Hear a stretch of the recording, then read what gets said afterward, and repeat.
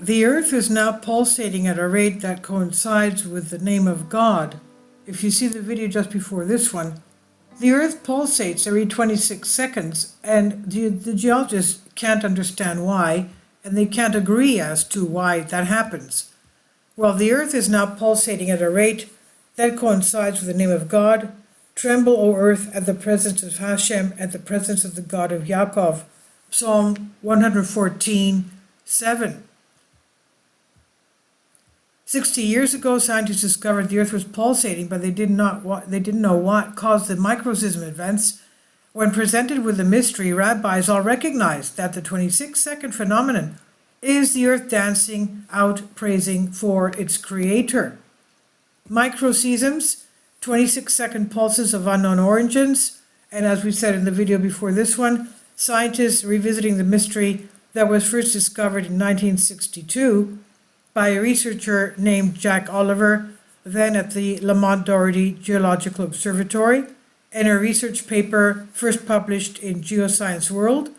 Oliver reported his observation of what he called microseisms, faint earth tremors caused by natural phenomena, and the microseism lasted for about 26 to 27 seconds and a duration of about 8 hours.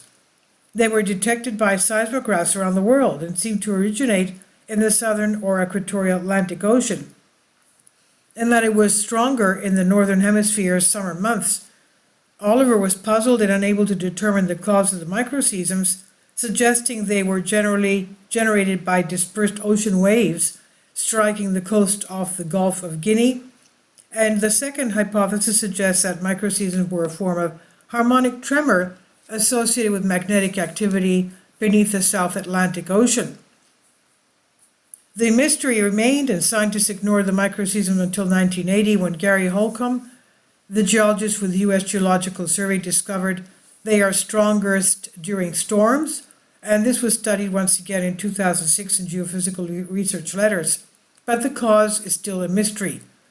Some scientists conjecture that subtle seismic activity is consistently present as a result of the sun's warming effect on the planet. In 2013, graduate student Garrett Euler narrowed down source of the pulse even more to a part of the Gulf of Guinea called the Bight of Bonny, just south of Nigeria in Africa. But there are more questions than answers. Now, we're still waiting for the fundamental explanation of the cause of this phenomenon, says Mike Ritzwaller, seismologist at University of Colorado Boulder. He says, I think the point of all this is that there are very interesting fundamental phenomena in the earth that are known to exist out there and remain secret. 26, the name of God. Despite scientists being perplexed by this phenomenon, Bible scholars hold the answer to at least one of the questions. The 26-second duration of the microseism pulse is explained by the gematria, Hebrew numerology of God's name, Yahweh, spelled out in the Hebrew letters Yod, He, Vav, He equals 26. The three answers, faith, and more faith. Rabbi Lazar Brody, an American-born Hasidic rabbi and teacher with a blog called Laser Beams, saw the scientific discovery as just another source of belief. There are so many secret places where we can discover God, literally the name. Rabbi Brody said, I focus on simple faith, and science is just a different part of that. The more you get faith, emunah, the more you will see these things to confirm Hashem's, that is God's presence in the world. Nature's conversation with the Creator. Rabbi Shlomo Katz, spiritual leader of Congressional Shirat David in Efrat, and a student of Rabbi Shlom Karlbach, was deeply inspired by the scientific discovery.